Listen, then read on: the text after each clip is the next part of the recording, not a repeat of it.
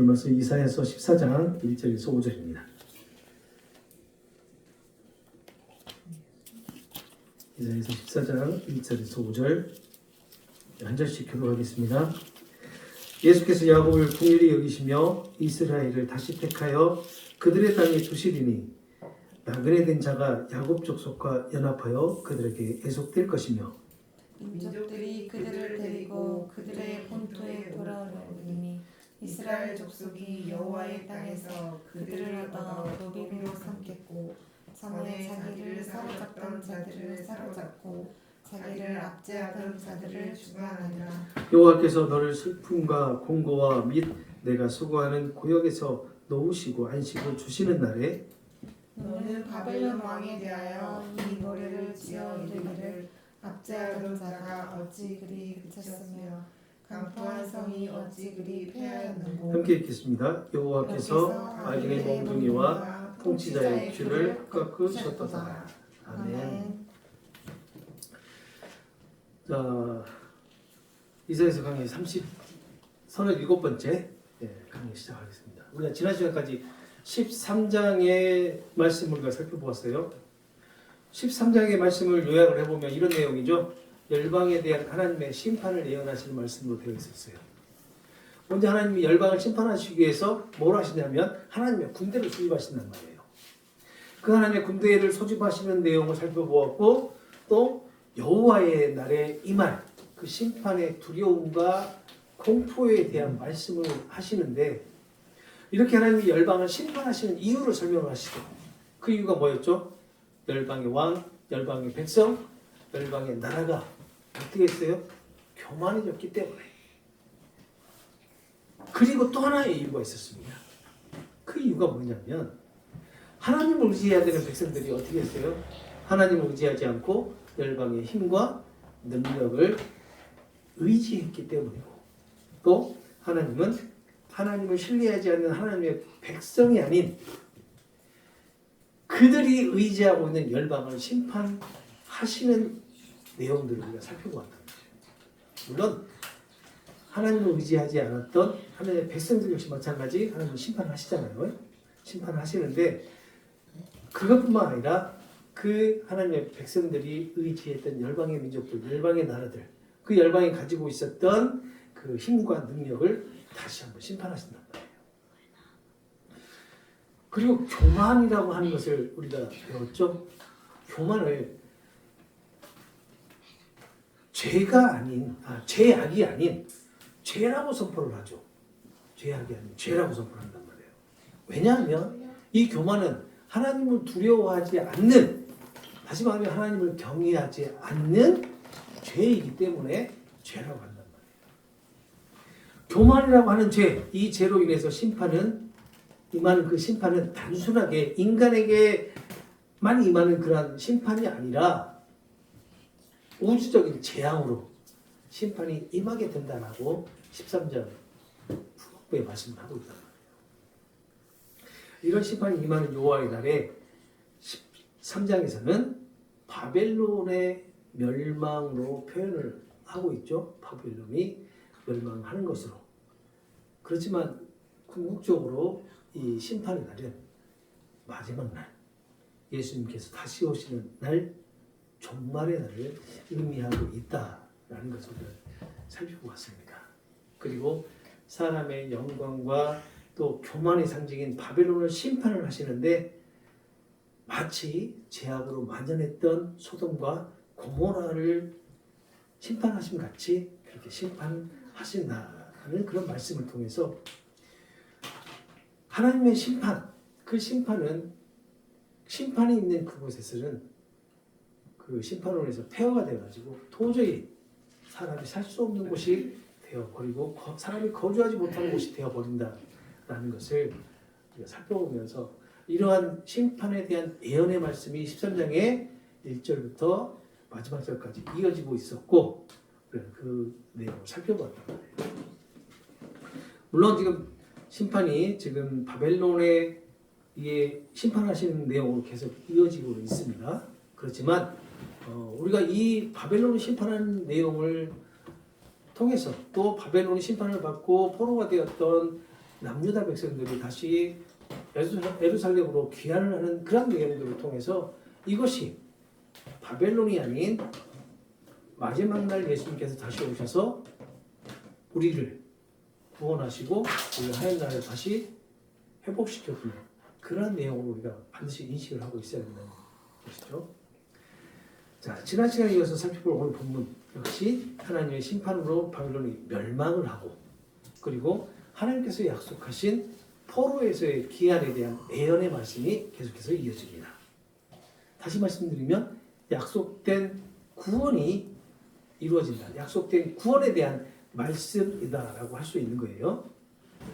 오늘 본문을 보게 되면 이스라엘 백성들에게 포로에서 기한하는 그런 소망의 메시지로 예언을 하고 있는데요. 우리가 지금까지 살펴본 이사야서 내용을 보게 되면 항상 세상이 하나님을 대적을 하고 또 하나님의 백성이 누구를 대적합니까? 하나님을 대적하는 것이 반복되는 내용으로 지금까지 살펴봤단 말이에요. 우리가 이사야서 1장부터 시작해서 13장까지 살펴봤는데 보면은 계속해서 하나님의 일을 대적하는 이스라엘 백성들 그리고 그 대적의 결과로 하나님께서 심판하시는 내용 이렇게 계속 반복됐단 말이에요. 물론 이 세상도 하나님을 대적하는 내용들이 계속 반복돼서 나타나죠. 결과론적으로는 하나님께서는 이 세상을 심판해서 멸망을 하게끔 하시고 또 하나님의 백성들도 심판을 하시지만 심판을 받아서 멸망에 이르게 하시지만 하나님의 백성들에게는 회복이라고 하는 소망의 메시지도 함께 어떻게 해요? 주어지잖아요. 그렇죠? 하나님의 백성들이 하나님을 대적을 해서 심판을 받아요. 그리고 끝나는 것이 아니라 항상 다시 회복해 주실 것이다라는 메시지가 계속 반복돼서 지금 나오고 있다는 겁니다. 하나님의 백성들에게 이렇게 회복이라고 하는 소망의 메시지를 주신 이유가 무엇일까? 하나님이 이스라엘을 어떻게 하기 때문에? 사랑하시기 때문에. 그리고 하나님께서 이스라엘과 맺은 언약, 하나님과 이스라엘 조상들과 맺었던 그 언약을 신실하게 지키시기 위해서 그리고 이 세상에 나타내신 하나님의 영광스러운 그 이름을 위해서 이스라엘과 약속하신 구원을 이루어 주시는 것인데 오늘 본문이 바로 이런 내용이에요.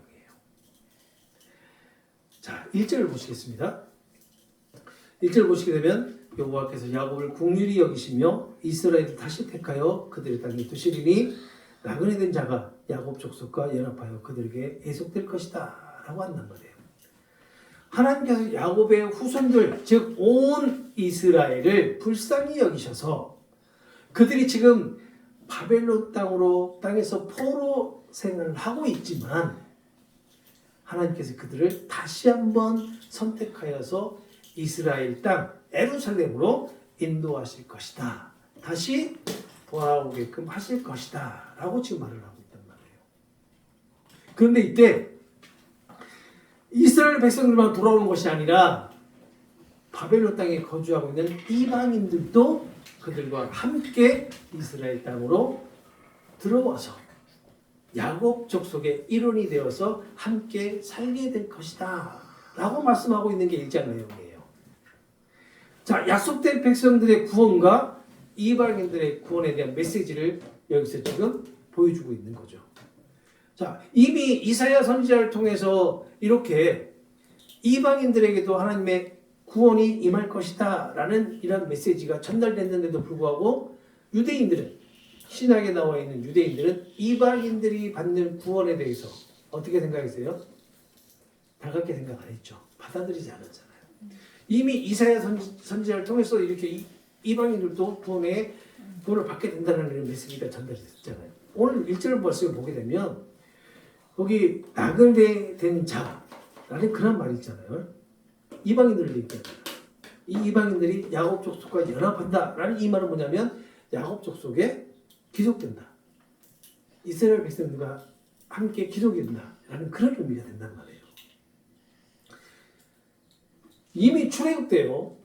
출애굽 때 이스라엘 백성들만 출애굽을 한 게 아니라 이스라엘 백성들과 함께 했던 이방인들도 같이 출애굽한 사람 다 구원을 받았습니다. 다 같이 홍해를 건넌단 말이에요. 바로 그때도 이미 이방인들에 대한 구원이 이미 메시지로 전달된 거예요. 그리고 오늘 우리가 이사야서를 공부를 하면서도 역시 마찬가지 이사야서도 이방인들에 대한 구원이 이미 메시지로 선포되고 있단 말이에요. 이 점을 우리가 꼭 기억해야 됩니다. 1절 맨 앞에 오면 우리 번역본에는 이렇게 안 나와 있는데요. 1절 맨 앞에 오면 히브리어로 키라고 하는 접속사가 있어요. 이 키를 접속사 키를 해석을 하면 왜냐하면이라는 그런 뜻이에요. 왜냐하면 자, 이 접속사는 어떤 내용이냐면 앞에 나와 있는 장과 연결해서 그 결론을 나타내는 거예요. 13장. 그러니까 13장과 연결이 되는 그러한 접속사란 말이에요. 그래서 이 13장과 연결을 해서 해석을 해보면 어떤 게 나오냐면요. 13장의 내용이 뭐였죠? 하나님께서 막 바벨론을 멸망시키실 것이다 라는 그런 예언이 있잖아요.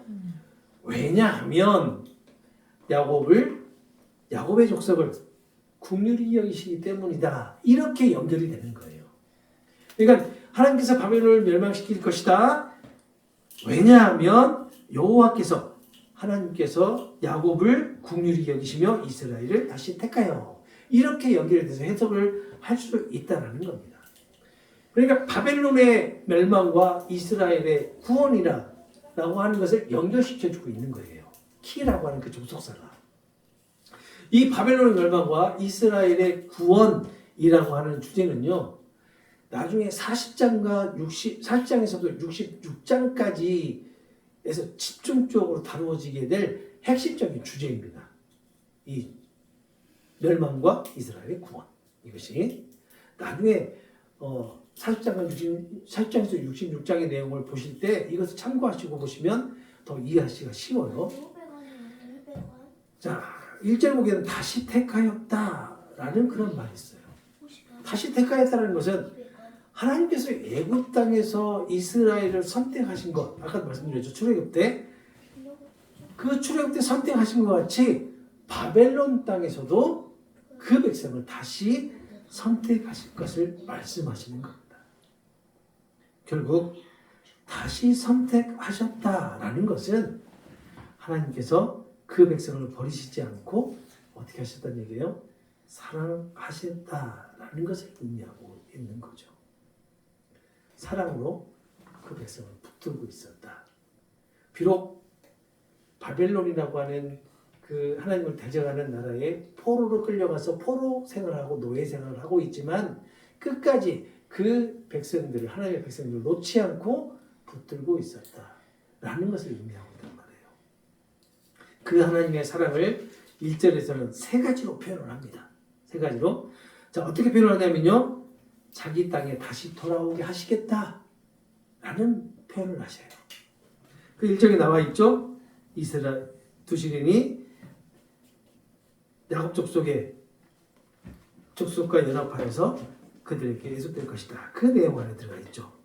그들의 땅에 두시리니 다시 그들의 땅 예루살렘으로 돌아오게 하시겠다라고 하는 그 말씀. 그리고 두 번째가 뭐냐면 이방인들이 이스라엘과 연합을 할 것이다. 연합을 할 것이다. 1절에 보면 나그네 된 자라는 말이 있죠. 이 말은요. 체류자, 거류자라는 의미가 있는데 외국인을 의미합니다. 다시 말해 이방인들을 얘기하는 거겠죠.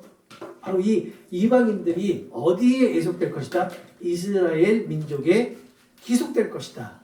라는 그런 말씀을 하고 있는데 이것이 바로 두 번째로 나타나는 하나님의 사랑이에요. 그리고 세 번째는 이스라엘이 이방 족속들을 다스리게 될 것이다. 라는 그런 표현을 하고 있죠. 이스라엘의 회복과 또 회복된 이스라엘이 이방을 다스리게 될 것이다. 라는 것으로 하나님의 사랑을 지금 나타내신다는 것을 예언하고 있는 거예요. 앞으로 이스라엘이 이렇게 회복될 것이다. 라는 것이죠. 그리고 바벨론에서 종살이하던 여러 민족의 사람들, 이방인들이 자, 바벨론에서 왜 종살이 했을까요? 여러 민족들이 바벨론이 전부 정복한 나라들, 민족들이잖아요. 바벨론이 이렇게 넓어지면 질수록 많은 족속들이 어떻게 되겠어요? 점령을 당하고 점령당한 그곳에서 어떻게 바벨론으로 포로로 끌려가서 종살이를 했겠죠. 바로 이렇게 종살이하던 여러 민족의 사람들이 이스라엘 백성들의 귀함을 도울 것이고 또 그들과 함께 할 것이다. 이스라엘 백성들과 함께 할 것이다. 그리고 이스라엘 백성이 여호와의 땅에서 누구를 그 이방 족속들을 남종과 여종으로 쓰게 될 것인데 이것은 전에 이스라엘 백성을 포로로 끌고 갔던 자들이 이제는 이스라엘 백성에게 포로가 될 것이고 또 이스라엘 백성이 전에 억압을 받았지만 이제는 그들을 다스리게 될 것이다 라고 2절에 말씀하고 있단 말이에요. 완전하게 보면 그 2절 내용만 들어와도 어떻게 돼요? 이스라엘이 다시 회복이 된다 라는 것을 우리가 쉽게 알 수가 있잖아요. 그렇죠? 그리고 3절에 보시게 되면 여호와께서 너의 슬픔과 공고와 및 내가 수고하는 고역에서는 놓으시고 안식을 주시는 날에 이렇게 말을 합니다. 자, 다시 택하여서 예루살렘으로 돌아오게 하시는 날이 오면 1절에 이렇게 말씀하고 있죠. 다시 택하여 그들의 땅에 두시리니 라고 말씀하고 있죠. 그러니까 다시 택하여서 예루살렘으로 다시 돌아오는 그날이 오면 이스라엘 백성들이 이렇게 된다는 거예요. 너희가 노예 생활을 하고 있지만 그날이 오면 하나님께서 너희를 노예에서 해방시켜 줄 것이다 라는 거예요. 너희가 쉬지도 못하고 온갖 고난을 당하고 혹독한 강제노동 속에 살아가고 있지만 이제 하나님께서 너희를 해방시켜 줄 것이다 라는 그런 의미입니다. 3절의 의미가 포로 생활의 슬픔과 고달픔은 지난날의 추억이 될 것이고 대신 영원한 안식으로 인도할 것이다 라는 그런 의미죠. 영원한 안식으로 인도할 것이다 라는 말이 무슨 의미예요? 구원의 의미예요. 구원. 맞아요. 구원이잖아요. 영원한 안식. 우리가 영원한 안식을 누릴 수 있는 날이 언제예요? 예수님께서 다시 오시는 그날. 맞아요. 안식을 주시는 날. 이것은 신명기 25장 19절에 말씀하시는 것 같이 대적에게서 벗어나는 날을 의미합니다. 신명기 25장 19절에 그렇게 말씀하고 있어요. 이 안식하는 날은 대적에게서 벗어나는 날이다. 우리가 대적에게서 벗어나는 날은 언제일까요? 예수께서 다시 오셔서 우리를 완전하게 구원하신 날을 의미하겠죠. 우리가 이 세상이라고 하는 우리를 붙들고 있는 이 사단의 세력으로부터 벗어나서 하나님 나라의 백성으로 완전하게 들어가는 그날을 얘기하겠죠. 바로 대적이 바로 사단 아니겠어요? 맞습니다. 자, 거기서 3절에서 말하는 슬픔이라는 것이 어떤 의미입니까? 슬픔, 분노와 초조와 괴로워하는 마음의 고통을 말하고 있는 겁니다. 분노, 초조, 괴로워하는 그런 마음. 이게 슬픔이라고 하는 거죠. 그리고 공고라고 하는 것은 무거운 노역으로 인한 육신의 고통을 말하고 있는 거예요. 이게 지금 이스라엘 백성들이 지금 현재 노예로 끌려가서 당하게 될 그런 내용들이죠. 지금 우리가 이사야서를 공부하고 있는 것은 예언의 말씀이에요. 아직까지 남유다가 북이스라엘이 멸망하고 포로로 끌려간 건 아닙니다. 앞으로 이렇게 될 것이다. 그런데 예언에서부터조차 너무나 슬픔과 공고를 느낄 수가 있잖아요. 너무나 처절하게 이스라엘 백성들이 포로로 끌려가서 처절한 노예 생활을 할 것이다라는 그런 예언의 말씀이 주어지잖아요. 그런데도 불구하고 어떻게 했어요?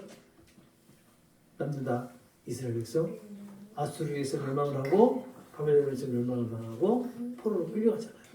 이것이 현실입니다. 이렇게 선지자를 통해서 하나님은 예언을 하시고 분명히 백성들에게 어떻게 해요? 경고를 하시잖아요. 그럼에도 불구하고 결과적으로 따져보면 그런 모든 예언들이 그대로 이루어지죠. 맞습니다. 계속해서 그리고 너희는 바벨론 왕을 조롱하며 폭군도 마침내 쓰러지고 말았고 폭정도 마침내 끝나고 말았다라고 하는 이러한 노래를 부르게 될 것이다 라고 4절에 말한단 말이에요. 이 4절의 노래는요, 이스라엘 백성들이 포로에서 돌아와서 부를 그런 노래인데, 파멸당한 그 바벨론 왕을 조롱하는 그런 노래를 풍자적인 의미로 지금 부르는 것을 뜻합니다. 이 노래는요 23절까지 계속 이어져요. 23절까지 압지하던 자라는 그런 말이 있죠. 네, 4절에 보게 되면 압지하던 자라는 그런 말이 있습니다. 이 압지하던 자라는 말이 히브리어로 노게스예요. 노게스. 그리고 그 뒤에 보면 강포한 성이라는 말이 있죠. 이 강포한 성은 히브리어로 마드헤바라고 합니다. 마드헤바. 근데 이 노게스와 마드헤바가 같은 의미로 사용이 돼요. 이것을 직역을 하면 그렇습니다. 압제하는 자 노게스는 세금을 걷는 관리를 뜻해요. 관리. 그리고 마드헤바, 강포한 성이라고 했던 번역한 이 마드헤바는 황금성을 뜻합니다. 황금성. 황금성이 뭐죠? 황금으로 된 성. 즉 바벨론이 황금성이라는 얘기예요. 그만큼 화려하고 그리고 웅장하고 바벨론에 있었던 모든 사람들이 황금을 좋아했다라는 그런 내용이 되겠죠. 이 칼빈은 이 4절의 이 내용, 그러니까 로게스와 마드헤바를 해석을 할 때 이렇게 해석을 합니다. 바벨론 사람들이 그 황금에 대한 탐욕, 이 탐욕을 지금 이사야 선지자를 통해서 풍자적으로 표현을 한 것이다 라고 해석을 해요. 이처럼 기세등등하던 압제자 바벨론이 하루아침에 몰락을 하게 된 현장을 보는 이들에게 놀라움과 충격을 안겨주고 있는 것을 표현하는 단어가 있습니다. 그 단어가 뭐냐면요, 우리 4절에 보게 되면 어찌 그리 그쳤으며 강포한 성이 어찌 그리 패하였는고 라고 말하고 있을 때 그 어찌라는 단어 있죠. 그 단어 히브리어는 에크인데 이 단어가 바로 이 단어 안에 뭐가 들어있냐면 경악에 찬 그런 울음이 담겨져 있어요. 어떻게 해서 이 바벨론이 하루아침에 몰락을 할 수 있느냐라는 그런 의미예요. 우리가 그런 얘기 있잖아요. 우리가 갑자기 예상치도 않는 그런 일이 딱 생겼을 때 그렇게 놀라는 경우 있죠. 왜 어떻게 해서 그런 일이 생길 수가 있느냐라는 그런 놀라움을 표현할 때가 있잖아요. 바로 이 에크가, 이 어찌라는 단어 에크가 바로 그런 의미가 담겨져 있는 겁니다. 그러니까 바벨론을 바라보고 있는 많은 사람들이 그렇게 놀랐다는 거예요. 하루아침에 이 바벨론이 멸망을 하게 되니까. 어떻게 그럴 수가 있느냐. 이 대제국이 어떻게 그렇게 하루아침에 멸망할 수 있느냐라고 이렇게 놀랐다는 그런 의미입니다. 그리고 5절에 보시게 되면 여호와께서 그 왜 그렇게 대제국이었던 바벨론이 하루아침에 멸망을 하게 되었는지에 대한 답이 나오죠. 여호와께서 악인의 몽둥이와 통치자의 귀를 꺾으셨도다 라고 말하고 있잖아요. 하나님께서 악한 통치자의 권세를 꺾으시고 그리고 악한 통치자의 지팡이를 꺾으셨다라는 그런 의미로 바벨론이 몰락을 하게 된 것은 누가 한 것이다? 여호와 하나님께서 바벨론을 파멸을 시키신 것이다 라는 그런 의미로 말하고 있는 거죠. 바벨론의 그 파멸이, 멸망이 그냥 우연적인 그런 자연스러운 것이 아니라 하나님의 계획과 하나님의 간섭에 의해서 이루어진 것이다. 하나님께서 하셨다라는 것을 예언을 하고 있는 거예요. 그러니까 하나님께서 바벨론을 반드시 이렇게 멸망을 시키실 것이다. 누구를 들어서요? 바사와 메대를 들어서 이렇게 페르시아를 들어서 멸망을 시키실 것이다 라고 지금 예언을 하고 있는 거란 말이에요. 우리가 지난주에 13장을 통해서 메대를 통해서 바벨론이 멸망을 하게 될 것이다 라는 것을 공부를 했었잖아요. 근데 지난 시간에 13장에서는 바사에 대한 기사가 언급되지 않았지만 사실은 메대는 이 바벨론의 잔재들을 전부 다 잔멸을 시켰지 실질적으로는 바사라고 하는 페르시아가 바벨론을 멸망을 시키고 메대는 잔재를 없앤 거죠. 이렇게 하나님께서 페르시아를 통해서 바벨론을 심판하신 거죠. 하나님께서 하신 겁니다. 하나님께서. 오늘 우리가 살펴본 본문을 통해서 중요하게 우리가 다시 한번 체크해야 될 부분이 뭐냐면요. 1절에 나와 있는 다시 택하여서 그들의 땅에 두시겠다라고 하는 이 말씀과 여호와께서 꺾으셨다는 말씀이에요. 여호와께서 꺾으셨다. 이스라엘 백성들이 하나님을 두려워하지 않고 경외하지 않아서 북이스라엘은 아수르에 의해서 멸망을 당합니다.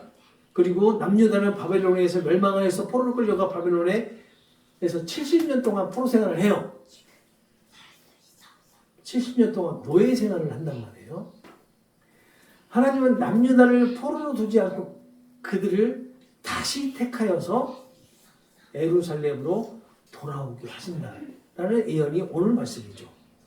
북이스라엘을 멸망시킨 아수르도, 남유다를 멸망시킨 바벨론도 하나님께서 역사 속에 사라지게 하셨다는 것을 우리는 기억해야 됩니다.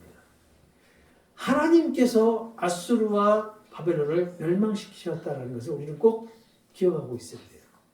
다시 말하면 아수르를 멸망시킨 나라 바벨론이 아니라 아수르를 멸망시킨 나라 하나님 나라, 바벨론을 멸망시킨 나라 페르시아가 아니라 바로 하나님이라는 것을 우리 꼭 기억을 하고 있어야 된다는 얘기예요. 이것이 하나님께서 하나님의 백성들을 구속하시고 구원하시는 역사예요. 그리고 이것이 하나님께서 하나님의 백성들에게 해주신 언약을 신실하게 지키시는 것을 보여주시는 겁니다. 남유다가 바벨론에서 포로에서 귀환하는 이 사건을 통해서 바로 하나님께서 아브라함에게 하신 언약, 그리고 다윗에게 하신 언약, 야곱에게 한 언약들을 그대로 신실하게 지켜주고 있다는 것을 우리에게 나타내 주시고 있는 거란 얘기예요.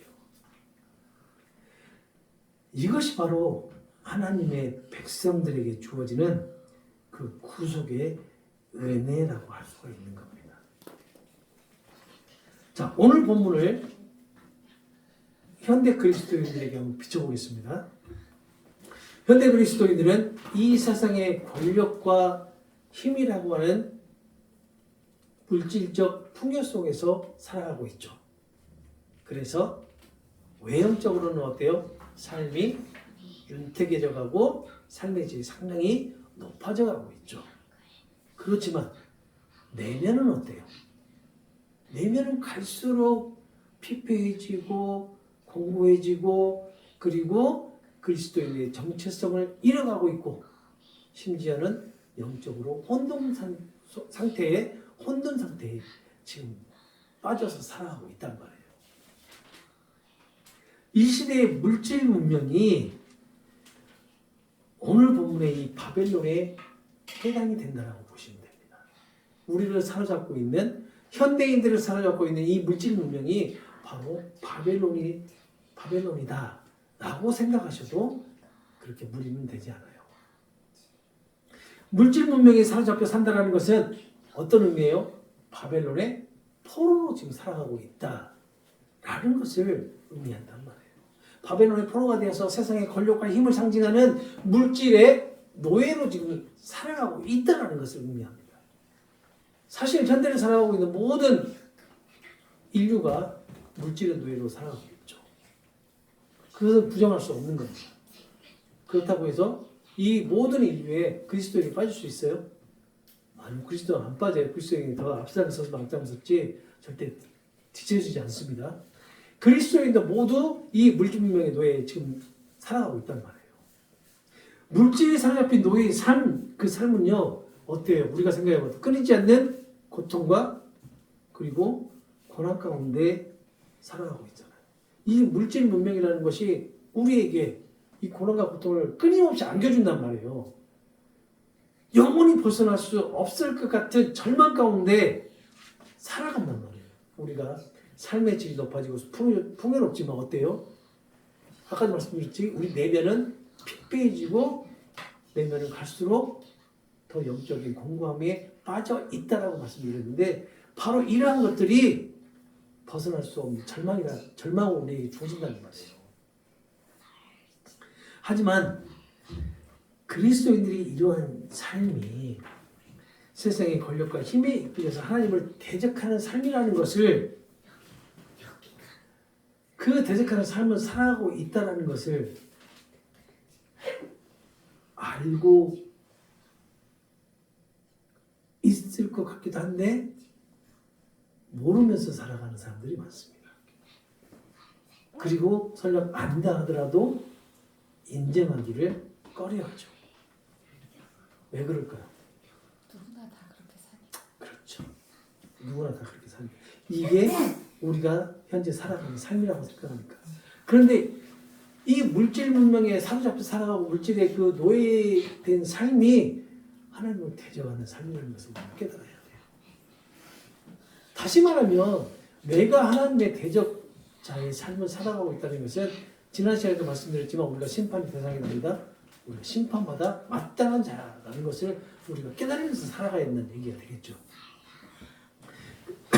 그런데 그냥 자연스럽게 우리가 살아가는 삶이다라고 생각을 하고 이렇게 하나님을 대적하는 삶이 아니다라고 생각하시는 분들이 우리 그리스도인들에게 중에서도 많아요.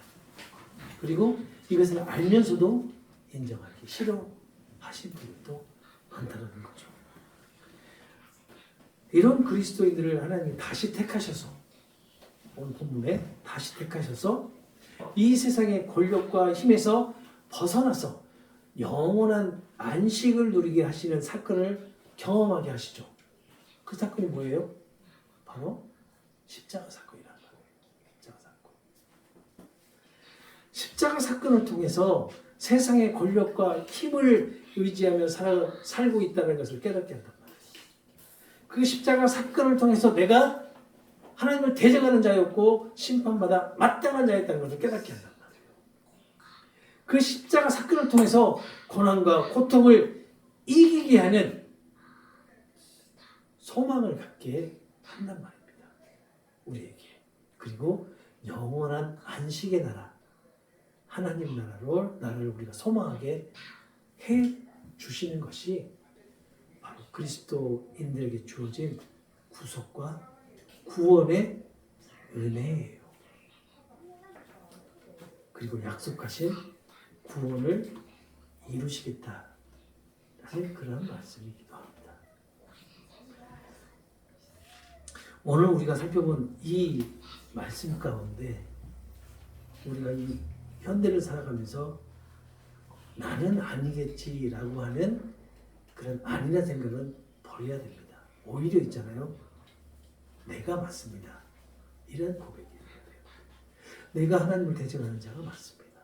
오늘 본문에 나오는 이렇게 회복의 대상자가 바로 제가 맞습니다. 회복의 대상자가 제가 맞다라는 말은 그 말의 의미가 뭐예요? 나는 이미 심판을 받고 있는 자다. 나는 이미 이 세상의 권력과 힘의 노예로 살아가고 있는 자가 맞다라는 것이 고백되어져야 된다는 얘기죠. 이런 나를 어떻게 해요? 다시 회복시켜주는 것이 바로 하나님께서 우리에게 주신 그 약속된 구원을 이루시는 것이다 라고 고백하게 된다는 거죠. 오늘 본문은 그런 말씀을 우리에게 메시지로 전달해 줍니다. 여러분 어떠세요? 여러분들 삶 가운데 여러분이 정말로 내가 구원받아야 되는 자이라고 생각이 되십니까?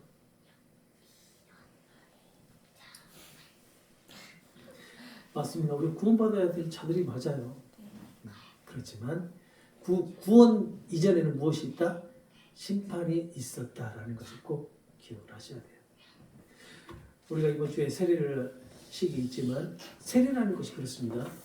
세례를 받는다는 것이 나의 옛사람은 죽고 새 사람으로 다시 태어난 거듭난 은혜를 누리게 되는 것이 세례란 말이에요. 우리는 이미 예수 그리스도의 그 거룩하신 피의 은혜로 우리가 거듭난 삶을 살아요. 그렇지만 우리가 성도들 앞에서 나는 예수 그리스도를 믿는 믿음으로 새롭게 태어난 자입니다 라고 공식적으로 선포를 하는 것이 바로 세례식이에요.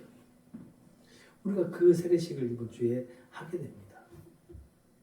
우리 청년들이 지금까지 어떻게 살았던, 지금까지 살아왔던 모든 삶이 우리가 제약된 삶이라는 것을 다 알아요.